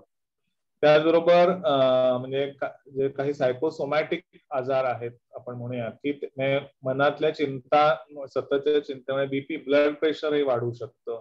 हायपर टेन्शन हा सुद्धा आहे, किंवा त्याच्यामुळे अस्थमा, चिंता, मानसिक ताण असताना त्याचा परिणाम होऊन अस्थमाचा विकार असलेला विकार बळावू शकतो. कारण पुन्हा इम्युनिटीवर परिणाम होतो. किंवा स्किनचे वेगवेगळे स्किनचे डिसऑर्डर्स, लायकेन प्लॅनस किंवा एक्झिमा किंवा अशा सारखे स्किनचे डिसऑर्डर्स होऊ शकतात. त्यामुळे असे सगळेच म्हणजे पूर्ण आपल्या शरीराच्या वेगवेगळ्या संस्था आणि यांचा पूर्णपणे मनाशी संबंध आहे. त्याच्यामुळे मानसिक आजारांमुळे शारीरिक त्रास होऊ शकतात, त्रासामुळे शारीरिक त्रास होऊ शकतात, शारीरिक विकार होऊ शकतात, शारीरिक विकारामुळे मानसिक त्रास सुद्धा होऊ शकतात. त्यामुळे असं सगळा अन्य संबंध आहे. बरोबर. हा बोला ना. त्याच्यामुळे वेळीच उपचार घेणं हे आवश्यक असतं. हो बरोबर. आपण मेडिकल टर्म मध्ये आता जे सगळं एक्सप्लेन केलं तुम्ही, त्याला आपण सोमॅटोफॉर्म डिसऑर्डर्स म्हणतात. तर सोमॅटोफॉर्म डिसऑर्डर्स आपण म्हणतो, त्याच्यात काय काय येतं आणि त्याला ट्रीटमेंट आहे का? सोमॅटोफॉर्म डिसऑर्डर मध्ये म्हणजे ज्याला मगाशी मी सांगितलं की सोमॅटोफॉर्म डिसऑर्डर हा आणखीन एक वेगळा भाग आहे. मगाशी आता मी सांगितलं ते थोडंफार सायकोसोमॅटिक डिसऑर्डर्स अशा भागात म्हणता येईल. पण सोमॅटोफॉर्म हा डिसऑर्डर्स म्हणजे की पूर्णपणे म्हणजे शारीरिक लक्षणं दिसतात, त्याच्यामध्ये शारीरिक लक्षणं दिसतात. म्हणजे कुठेतरी दुखतंय, म्हणजे सतत सातत्याने डोकं दुखीचा त्रास आहे किंवा पोट दुखीचा त्रास आहे, असं सगळं दिसत असतं, लक्षणं असतात. किंवा अचानकपणे फिट्सचा त्रास होतो आहे असं दिसायला लागतं. पण फिट्स जे ऍक्च्युअल फिट असते त्या सदरात ती फिट मोडत नसते, किंवा तोल जातो आहे अशी लक्षणं असतात, किंवा अचानकपणे दिसायला लागत नाही, दिसत नाही असं होऊ शकतं, किंवा चालताना तोल जातोय असं चालायला होऊ शकतं. तर अशा पद्धतीची जर अचानकपणे शारीरिक लक्षणं दिसत असतील तर तर त्याच्या मागे मग ते काहीतरी, म्हणजे जेव्हा आपण यासाठी तपासण्या करतो तर त्या तपासण्या करताना मग असं आढळून येतं की या व्यक्तीला शारीरिक विकार असा कोणता झालेला नाहीये. म्हणजे न्यूरोलॉजिकल एक्झामिनेशन केलं तर कुठचं पॅरालिसिस नाहीये, किंवा फिट्स या प्रकारात ते मोडत नाहीये, किंवा अशा पद्धतीने काही मेंदूचा दुसरा कोणताही विकार नाहीये. म्हणजे सगळ्या तपासण्या नॉर्मल असतात, परंतु तरी तो त्रास होत असतो. मग तेव्हा कुठेतरी हे सगळा जो त्रास होतोय, किंवा अचानक त्या व्यक्तीला श्वास घ्यायला त्रास होतोय, हायपर म्हणजे जशी घरघर लागल्यासारखं, किंवा अशा पद्धतीने जोरात श्वास घ्यायला त्रास होतोय, असं जर कोणी करत असेल तर अशा ह्याच्यात म्हणजे त्यांची तपासण्या नॉर्मल असतात, परंतु तरी लक्षणं दिसत असतात. तर मग अशा वेळेला याच्या मागे कारण असतं की कुठेतरी आतमध्ये मानसिक ताण आहे, तणाव आहे, की जो तणाव आहे हा शारीरिक लक्षणांमध्ये कन्व्हर्ट झालेला आहे. पेन सिम्पटम मध्ये सुद्धा म्हणजे त्याला आता जो पहिलं हे म्हटलं ते कन्व्हर्जन डिसऑर्डर झालं, की ते कन्व्हर्जन डिसऑर्डर ही एक सोमॅटोफॉर्म डिसऑर्डर आहे. त्याचबरोबर पेन डिसऑर्डर हाही एक चा प्रकार आहे. त्याचबरोबर हायपोकॉन्ड्रियासिस म्हणजे आपल्याला सतत काहीतरी आजार झाला आहे अशी चिंता मनात येत राहणं, काहीतरी मला मोठा आजार झालेला आहे, मग ते त्यासाठी सतत तो एक विशिष्ट काहीतरी मोठा आजार झाला असं सतत वाटत राहतं आणि मग त्यासाठी सारख्याच डॉक्टरांकडे जाणं, तपासण्या करणं. ते तपासण्या सगळ्या नॉर्मल येतात, पण मग त्याच्यावरही विश्वास बसत नाही की नाही या डॉक्टरांना काही कळत नाही, आपण दुसऱ्यांना दाखवूया म्हणून दुसऱ्यांना दाखवणं, असं करून डॉक्टर शॉपिंग त्यांचं केलं जातं की आज हा डॉक्टर उद्या तो डॉक्टर उद्या ह्या तपासण्या उद्या त्या तपासण्याने, असं करूनही ती चिंता तो विचार काही मनातनं जात नाही. तर मग असं जर सारखं वाटत असेल की मला काहीतरी मोठा हे झालेलं आहे आणि त्याच्यामुळे चिंता वाटत असेल तर त्याला हायपोकॉन्ड्रियासिस असं म्हटलं जातं. किंवा आपल्या बॉडी इमेज विषयीची चिंता वाटायला लागते की माझं नाकच वाकडं आहे किंवा माझे डोळेच हे आहेत, तर असं सारखं वाटत राहणं, किंवा माझा चेहरा हे काळवंडलेला आहे किंवा चेहऱ्याविषयीचा माझे ओठ जाड आहेत किंवा असं सारखं वाटून मग ती बॉडी इमेज विषयी म्हणजे आपण दिसत चांगले नाही आहोत, आपल्या दिसण्यात काहीतरी हे झालेलं आहे आणि मग ते बदलायला पाहिजे, मग त्यासाठी प्लास्टिक सर्जन्सना दाखवणं, मग हे करणं. मग अशा पद्धतीने म्हणजे आपल्याला बॉडी इमेज म्हणजे आपल्या शरीराविषयीची जी त्या माणसाच्या मनात एक इमेज निर्माण झाली असते चुकीची असते आणि त्याच्यामुळे त्या माणसाच्या मनात चिंता येत असते किंवा त्याच्या स्वतःच्या विषयीचा जो मुळात असतो तो कुठेतरी एक न्यूनगंड असू शकतो किंवा दुसरी कसली तरी चिंता असते, परंतु ती या बॉडी इमेज मधनं ते बाहेर दिसत असतं. तर अशा काही गोष्टी त्याच्यामध्ये असू शकतात. तर अशा ह्या सगळ्या जे डिसऑर्डर्स आहेत त्याला बॉडी याला सोमॅटोफॉर्म डिसऑर्डर्स असं आपण म्हणू शकतो. थोडक्यात शरीर मनामध्ये असतं ते शरीरावर दिसतं. बरोबर. हो, बरं त्याला ट्रीटमेंट काय आहे? आता ह्याला जे उपचार आहेत हे म्हणजे आता ही जी अँझायटी कमी करण्यासाठी औषधोपचार तर आहेतच, परंतु त्याच्या जोडीला जो आतला जो मानसिक ताण आहे तो शोधून काढावा लागतो. तो शोधून काढून मग त्यासाठी मग काही मानसिक चाचण्या करता येतात किंवा काही वेळेला हिप्नोथेरपीचा सुद्धा त्याच्यामध्ये वापर करता येऊ शकतो आणि असा सगळा वापर करून मग हिप्नोथेरपीचा मार्ग आहे किंवा काउन्सिलिंगचा म्हणजे सगळ्या सायकोथेरपीतल्या काही थेरपीज वापरून मग त्याचा वापर करून आपल्याला याच्यावर उपचार करता येऊ शकतात. बरोबर. मला वाटतं आपण थोडक्यात बऱ्याच गोष्टी आपण केल्या. आता आदितीला सांगते तू पुढचा प्रश्न विचार. हो, आता आपण बघितलं सर तुम्ही ओसीडी बद्दल बोललात की त्याच्यात पण आपण बघितलं की परफेक्शन हा भाग बऱ्याच जणांकडे असतो, सगळ्यांकडे जवळजवळ असतो, पण तो जर का जास्त प्रमाणात झाला किंवा त्याच्यामुळे जर ताण यायला लागला, एन्झायटी यायला लागली व्यक्तीवरती, की त्याचं रूपांतर कुठेतरी ओसीडी मध्ये होऊ शकतं. तर मला एक विचारायचं की हे ओसीडीचा जो हा आजार आहे तो साधारणपणे कोणत्या वयापासून सुरू होऊ शकतो? ओसीडीचा जो हा विकार आहे हा बऱ्याचदा तरुण वयातच ऍडोलसंट एज मध्येच बऱ्याचदा सुरू होतो, पण काही वेळेला तो अगदी लहान मुलांमध्ये सुद्धा आढळून आलेला आहे की लहान मुलांमध्ये सुद्धा काही प्रमाणात हा विकार दिसतो, परंतु तरी जास्त करून सुरुवात ही ऍडोलसंट एज मध्ये कुमार वयात किशोर वयात होताना दिसते. वयात येण्याचा जो भाग असतो त्या वयामध्ये या विकाराची सुरुवात होऊ शकते आणि त्याच्यामध्ये मग जसं मगाशी म्हटलं तसं की सातत्याने एकच विचार किंवा दृश्य मनात येणं आणि दृश्य म्हणा, विचार म्हणा किंवा कल्पना म्हणा किंवा असं मनात येणं किंवा एक विशिष्ट पद्धतीने सगळं व्हायला पाहिजे असं सतत वाटत राहतं.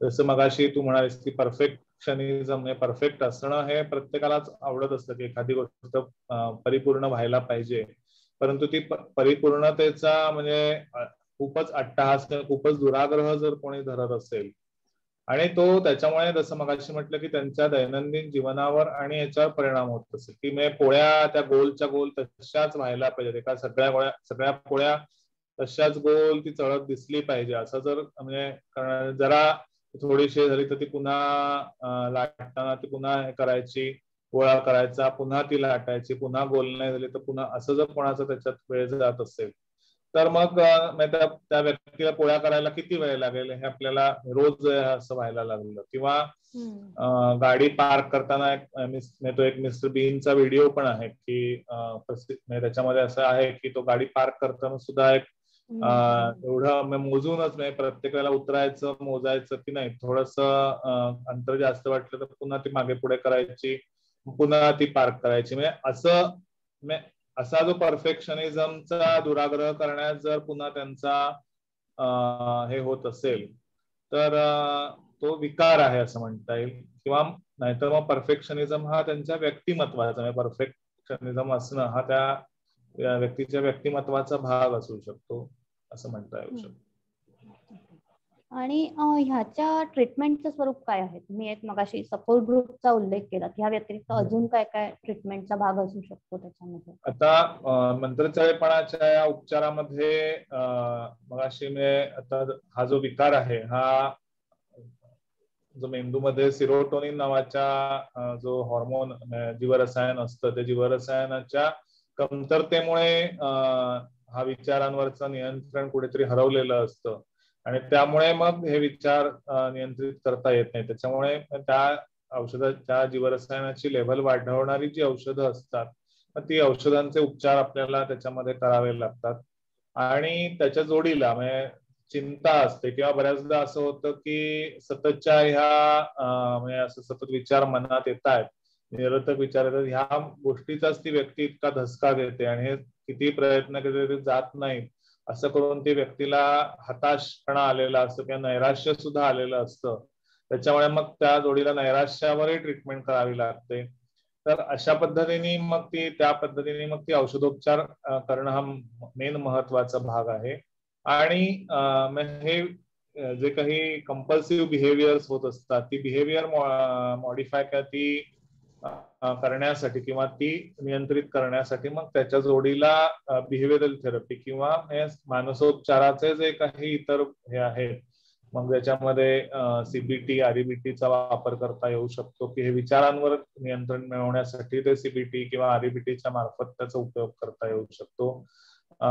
किंवा बिहेवियरल थेरपीचे जे वेगवेगळे भाग आहेत कंपल्सिव्ह बिहेवियर कमी करण्यासाठी मग बिहेवियरल थेरपीचे वेगवेगळे जे मॉड्यूल्स आहेत ते त्याच्यामध्ये आपल्याला वापरता येऊ शकतात. भौतिकोपचारांमध्ये म्हणजे असंही आहे की औषधोपचारांच्या जोडीला समजा औषधोपचाराने सुद्धा ती व्यक्तीवर त्या लक्षणांमध्ये जर फरक पडत नसेल तर त्याच्या जोडीला मग नवीन जे RTMS म्हणजे रिपीटेड ट्रान्समॅग्नेटिक स्टिम्युलेशनची जी उपचार आहेत तर ते उपचार सुद्धा खूप प्रभावीपणे वापरता येऊ शकतात. चुंबकीय उपचार असं त्याला म्हणता येईल मराठीत मध्ये. तर ते चुंबकीय उपचारही चांगल्या पद्धतीने वापरता येऊ शकतात. त्याचबरोबर काही क्वचित म्हणजे त्याला ह्या OCD मुळे खूपच नैराश्य आलं असेल तर नैराश्याच्या ट्रीटमेंटसाठी म्हणा किंवा औषधोपचार किंवा उपचारांना जर प्रतिसाद देत नसेल तर क्वचित प्रसंगी इलेक्ट्रोकन्व्हल्सिव्ह थेरपी किंवा विद्युत उपचारांचा फार रेअरली उपयोग करावा लागू शकतो. परंतु आज अनेक चांगली औषधं आलेली आहेत त्यामुळे औषधोपचारानेच बऱ्याचदा हे कंट्रोल करता येऊ शकतो. किंवा RTMSचा एक जो OPD बेसिसवर करता येण्यासारखा उपचार आहे त्या उपचाराने सुद्धा चांगला फरक पडू शकतो. परंतु कसं आहे की या OCDचा जो आजार आहे हा वॅक्सिंग आणि वेनिंग होणारा आहे. मध्येच तो वाढतो, मध्येच कमी होतो, पुन्हा काही काळाने वाढू शकतो. म्हणजे कमी जास्त होणारा आजार आहे. काही जणांमध्ये एकदा तो बरा झाला की परत होत नाही, परंतु काही जणांमध्ये वारंवार तो होत राहतो आणि मग असं वारंवार तो कमी जास्त लक्षणं झाल्यामुळे मग त्या व्यक्तीच्या कार्यक्षमतेवरही त्याचा परिणाम होतो. जसं मगाशी म्हटलं की तरुण वयात कुमार वयात होणारा हा विकार आहे त्याच्यामुळे शिक्षणावर किंवा इतर गोष्टींवरही परिणाम होऊ शकतो. तर अशा सगळ्यामुळे त्या व्यक्तीला खूप सपोर्टची किंवा गरज असते आणि अशा वेळेला समदुःखी जर एकत्र आले त्यांनी आपापलं दुःख आपल्या सगळ्या गोष्टी शेअर केल्या तर त्याच्यातनं प्रत्येकाचं दुःख कमी व्हायला मदत होऊ शकते आणि त्याच्यामुळे मग ह्या आजारावरचा सपोर्ट ग्रुप हा खूप महत्वाचा आहे. त्याचा उपयोग इव्हन नातेवाईकांनाही होऊ शकतो त्यांच्या. तर त्याच्यामुळे जसं आपल्याकडे आपण गेल्या 6-7 वर्षांपासून हा चिंतन नावाचा गट जो सुरू केलेला आहे, तर त्याचा खूप फायदा आज या गटात येणाऱ्या सभासदांना होताना दिसतो आहे. तर असा स्वमदत गट हा सुद्धा एक उपचाराचा एक चांगला भाग आहे असं म्हणता येऊ शकतं. तर सर आता ह्या एन्झायटी ह्या कॅटेगरीत येणाऱ्या किंवा ह्या गटात मोडणाऱ्या विकारांविषयी तर आपण पाहिलं, पण ह्याच बरोबर अजून एक सगळ्यात मोठी समस्या आज दिसून येते आहे, ती म्हणजे डिप्रेशनची. तर ह्या बाबतीत ना बरेचदा असं होतं की काही वेळा असं कोणी उठून म्हणायला लागतं की नाही नाही मला डिप्रेशन आलंय, किंवा काही वेळा असं होतं की लोक म्हणतात की अरे काय तू डिप्रेशन घेऊन बसलायस. एखादी व्यक्ती जर का काम करते व्यवस्थित, सगळं काही आहे आणि तरी तिला खूप उदास राहते किंवा असं, तरी तिला मग म्हटलं जातं की काय तू डिप्रेशन करतेस, काही नाही असलं काही हे. तर काय सांगाल डिप्रेशन म्हणजे नेमकं कसं असतं, आणि काही एक काळ वाईट येणं किंवा काही काळ वाईट वाटणं, आणि अगेन मगाशी जसं म्हटलं की आणि डिप्रेशन असणं, क्लिनिकल डिप्रेशन, ह्याच्यातला फरक आणि त्याची ट्रीटमेंट, ह्या सगळ्याबद्दल थोडंसं सांगाल? बरोबर आहे. तर नैराश्य हा जो हे आहे की ही एक मूड डिसऑर्डर आहे. नैराश्याचा विकार हा एक मूड डिसऑर्डर आहे. म्हणजे आपला जो मूड आहे तो एक नॉर्मल रेंज मध्ये राहणं ही एक आवश्यकता असते. म्हणजे कधीतरी आपल्याला थोडंसं लो वाटणं किंवा थोडंसं एक्सायटेड वाटणं असं प्रत्येकालाच वाटू शकतं. खूप आनंदी वाटतं आहे एखाद्या दिवशी लो वाटतं आहे, परंतु लगेच काही म्हणजे एखाद्या दिवशी लो वाटण्याने काही आपण लगेच मूड डिसऑर्डरचा भाग होत नसतो, हे खरं आहे. परंतु जर असं सातत्याने एखाद्याला उदास वाटत असेल, निराश वाटत असेल, किंवा ती व्यक्ती काम करते परंतु ते काम करताना जो उत्साह आहे काम करताना तो उत्साह तो कमी झालेला आहे, किंवा पूर्वी ज्या कार्यक्षमतेने मी काम करू शकायचो किंवा करू शकायचे ते मी करू शकत नाही,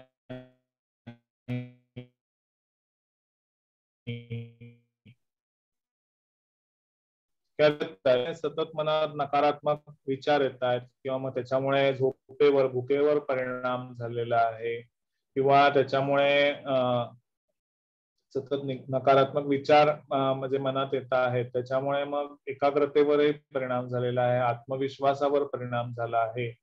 असं जर होत असेल, वजन कमी जास्त झालेलं आहे, तर असं सगळं जर होत असेल म्हणजे शरीरावरही त्याचा थोडाफार परिणाम, शारीरिक लक्षणांवरही परिणाम झालेला दिसतो आहे, तर मग अशा वेळेला त्या व्यक्तीला, आणि हे सातत्याने कमीत कमी 10-15 दिवस तरी असं होताना दिसतं आहे, तर मग त्या व्यक्तीला नैराश्य आलंय असं आपल्याला म्हणता येऊ शकतं. आता हे नैराश्य जे आहे ते म्हणजे ज्याला आपण युनिपोलर डिप्रेशन म्हणतो, तसं युनिपोलर डिप्रेशनचाही भाग असू शकतं किंवा बायपोलर डिसऑर्डरचाही भाग असू शकतो. म्हणजे काही वेळेला असं दिसतं की नैराश्य बरं होतं आणि ते बरं झाल्यानंतर काही काळानंतर किंवा काही महिन्यानंतर एकदम ती व्यक्ती अचानक खूप एक्सायटेड फेज म्हणजे नैराश्याची ट्रीटमेंट करताच एकदम खूप एक्सायटेड फेज मध्ये जाते, खूप एकदम अति आनंदी वाटायला लागतं, किंवा अति ऍक्टिव्ह होते ती व्यक्ती, ज्याच्याशी बोलायला लागते, हसायला लागते, खूप मोठ्या मोठ्या गोष्टी करायला लागते, खूप अनावश्यक खर्च करायला लागते, सेक्शुअली पण खूप ऍक्टिव्ह होते, आणि किंवा व्यसन करायला लागते अनावश्यकरित्या जे आतापर्यंत केलेलं नसतं. तर असं करायला लागली तर मग ज्याला मेनिया म्हणतात, नैराश्याच्या अपोजिट, तर तो बायपोलर डिसऑर्डरचा भाग आहे. किंवा याच्यापेक्षा त्याला एवढी तीव्र मेनियाची लक्षणं दिसत नाही, त्याच्यापेक्षा सौम्य लक्षणं दिसतात, परंतु त्याला हायपोमेनिया असं म्हणतात. तर अशा पद्धतीने जर लक्षणं दिसत असतील तर मग हा बायपोलरचा भाग, डिसऑर्डरचा भाग आहे, मग त्याच्यातही नैराश्य दिसू शकतं. तर मग अशा पद्धतीने नैराश्य हे दिसत असेल, आणि असं त्याच्यामुळे मी जसं म्हटलं की त्या नैराश्यामुळे जर आपल्या काम प्रत्येक वेळेला कोणी काही थांबवूनच प्रत्येक वेळेला बसतं असं नाही, तर जेव्हा तीव्र होतं तेव्हा मग कामही त्या व्यक्तीला करवत नाही, किंवा पूर्ण सोडून दिलं जातं. एकाच जागी ती व्यक्ती बसलीये आणि पूर्णपणे बसूनच एका झोपूनच असं जेव्हा व्हायला लागतं तेव्हा ते पूर्ण आणखी तीव्रतेकडे गेलेली असते. परंतु असं थोडं जरी वाटत असेल आणि सातत्याने 15 दिवस तरी कमीत कमी असं जर वाटत असेल, तर मग त्या व्यक्तीला नैराश्य आलंय असं म्हणता येईल. आणि मग त्याच्यावर वेळीच उपचार घेतले तर त्याच्यातनं बरंही होता येऊ शकतं.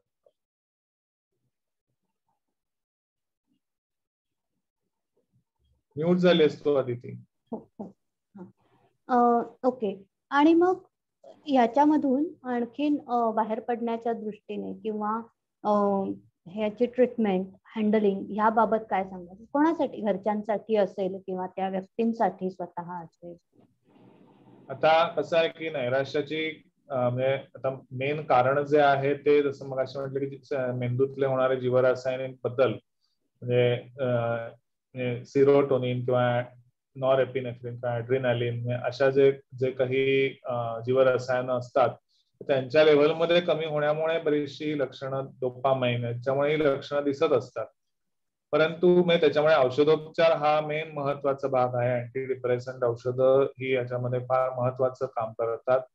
इमिप्रामिन पासून सुरू झालेला अँटी डिप्रेसंट औषधांचा प्रवास आज खूप पुढे गेलेला, अनेक नवीन नवीन औषधं त्याच्यामध्ये आलेली आहेत आणि त्याच्यामुळे जर ती वेळीच सुरू केली, वेळीच उपचार घेतले, त्याच्यातनं पटकन व्यक्ती बरी होऊ शकते.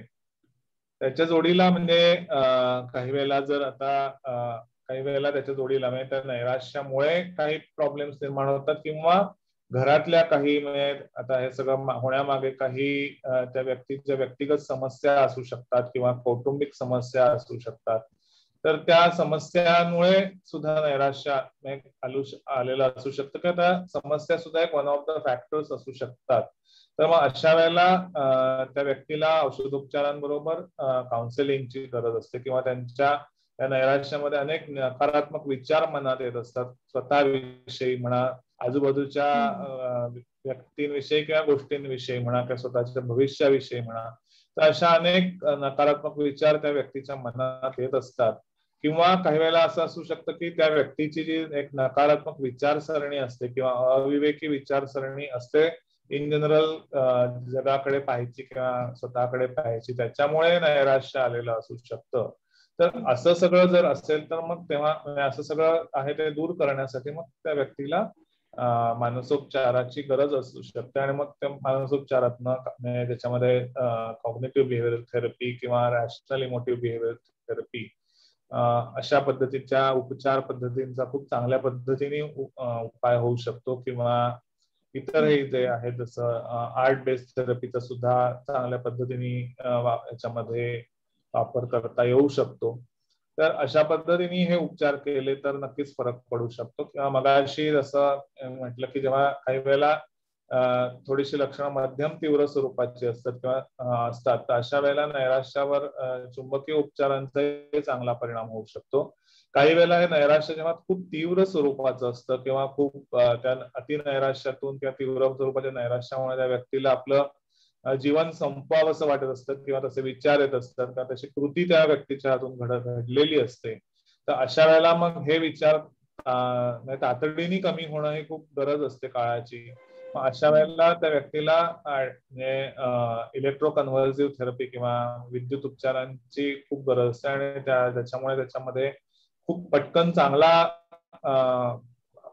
फरक दिसून येतो. त्याच्यामुळे विद्युत उपचार हे नैराश्यामध्ये खूप प्रभावी उपचार आहेत आणि व्यक्तीमध्ये खूप चांगला फरक लवकर घडताना दिसून येतो. त्याच्यामुळे असे उपचार हे तीव्र नैराश्यामध्ये आपण करत असतो. माइल्ड डिप्रेशनसाठी जसं मगाशी म्हटलं की औषधोपचार किंवा चुंबकीय उपचार किंवा आणि त्याच्या जोडीला मानसोपचार हे याचा परिणाम हा खूप चांगल्या पद्धतीने होताना दिसतो.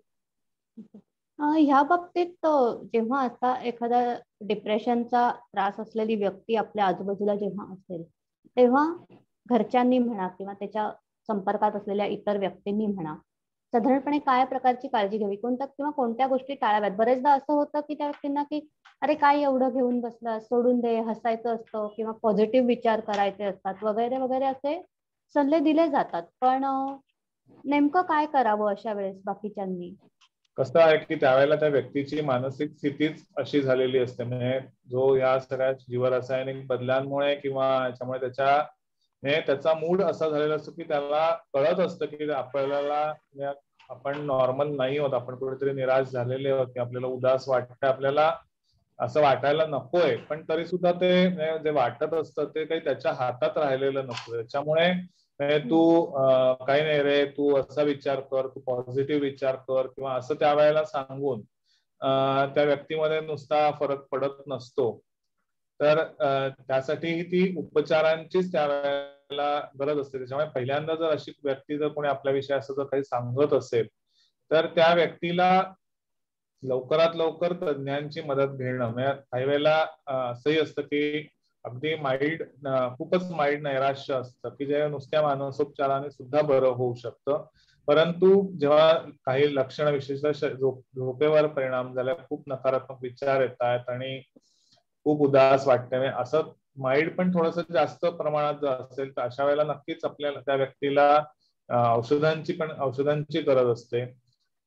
तर त्याच्यामुळे उपचारांना नेणं हे फार गरजेचं आहे. कारण कसं आहे की जीवरासायनिक जे बदल झालेले असतात ते औषधोपचाराने कमी झाले तर मग ती व्यक्ती मानसोपचारांना सुद्धा चांगला प्रतिसाद देऊ शकते. काही वेळेला म्हणजे नुसते आम्हाला काउन्सिलिंग हवं असंही म्हणतात. काउन्सिलिंगने माइल्ड, अगदी माइल्ड हे असेल किंवा त्या व्यक्तीमध्ये खरंच स्वतःला बदल करण्याची तीव्र इच्छा असेल तर नक्कीच मानसोपचाराने सुद्धा नुसत्या फरक पडू शकतो. परंतु काही वेळेला असं असतं की कितीही सांगितलं तरी फरक पडत नाहीये. मग अशा वेळेला मानसोपचारांच्या जोडीला औषधोपचारांची गरज नक्कीच द्यावी लागते.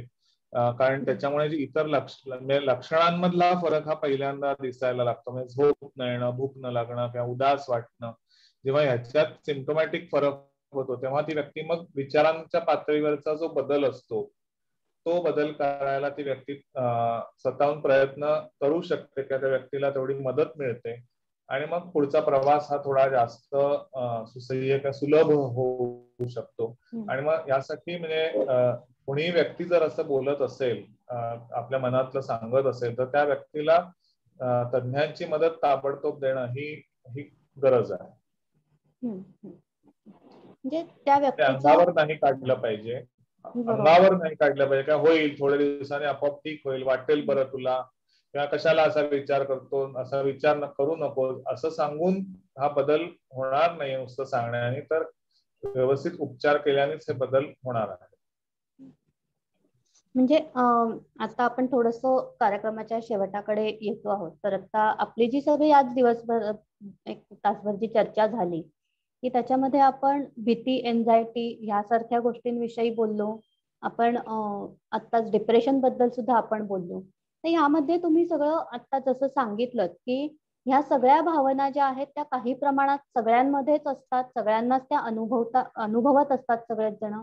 पण त्याची जर तीव्रता वाढत असेल किंवा त्याचं ड्युरेशन, तुम्ही ते कधीपासनं तो त्रास तुम्हाला होतो आहे, ह्या भावना जेव्हा त्रासदायक व्हायला लागतात आणि त्या जास्त काळासाठी तशा त्रासदायक होत असतात, तेव्हा वेळीच त्याची तीव्रता आणि त्याचं गांभीर्य लक्षात घेऊन वेळीच औषधोपचार किंवा तज्ञांचा सल्ला घेणं हे कधी पण गरजेचं आहे असं मला वाटतं. बरोबर आहे. तर तसंच आता की आणि ह्याबद्दलचा जो मला वाटतं मनातला आता स्टिग्मा आहे की तिकडे सायकॅट्रिस्टकडे जाणं किंवा मानसोपचारासाठी जाणं म्हणजे काहीतरी वेगळं आहे किंवा असंही आता समजा हळूहळू हे प्रमाणही आता कमी व्हायला लागलेलं आहे. जास्तीत जास्त प्रमाणात ऍक्सेप्टन्स हळूहळू लोकांचा यायला लागलेला आहे.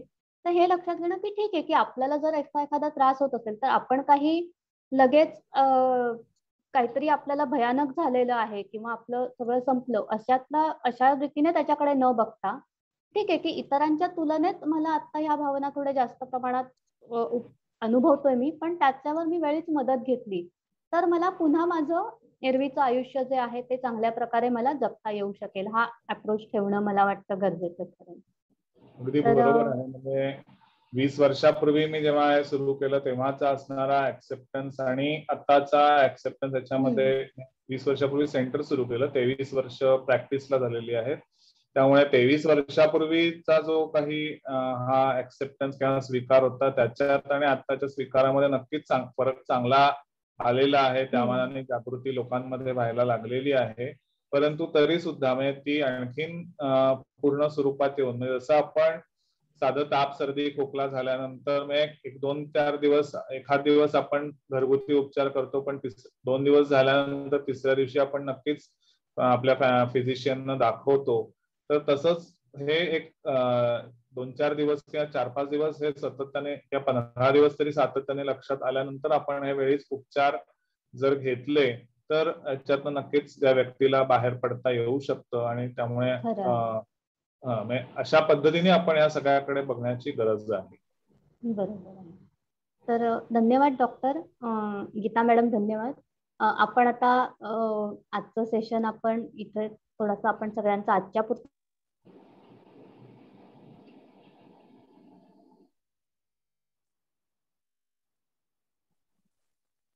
16 तारखेपासून ते 22 तारखेपर्यंत आमचा हा उपक्रम चालू आहे आणि याच्यात आम्ही आज जसं आपण ह्या काही विकारांविषयी किंवा ह्या काही समस्यांविषयी मानसिक स्थितीशी संबंधित आपण माहिती घेतली, अशाच काही इतर समस्यांबद्दल आपण उद्या बोलणार आहोत. त्यानंतरही आपलं विविध थेरपींविषयी सायकोथेरपी विषयी आता डॉक्टरांनी आपल्याला सांगितलं बऱ्याच बाबतीत. तर त्या काय प्रकारच्या उपचार पद्धती असतात ह्याच्याबद्दलही जाणून घेणार आहोत. शिवाय इतर काय इश्यूज असू शकतात मानसिक आरोग्याशी संबंधित ह्याविषयी आपण हा पूर्ण आठवडा जाणून घेणार आहोत. तर असेच आपण आता दररोज आठवडाभर भेटत राहूया. तर उद्याचाही एपिसोड जो आम्ही घेऊन येऊ तोही तुम्ही नक्की बघा. तुम्हाला नक्कीच त्या सगळ्याच ह्या भागांमधून आमच्या माहिती तुम्हाला मिळू शकेल. आणि धन्यवाद. धन्यवाद. धन्यवाद.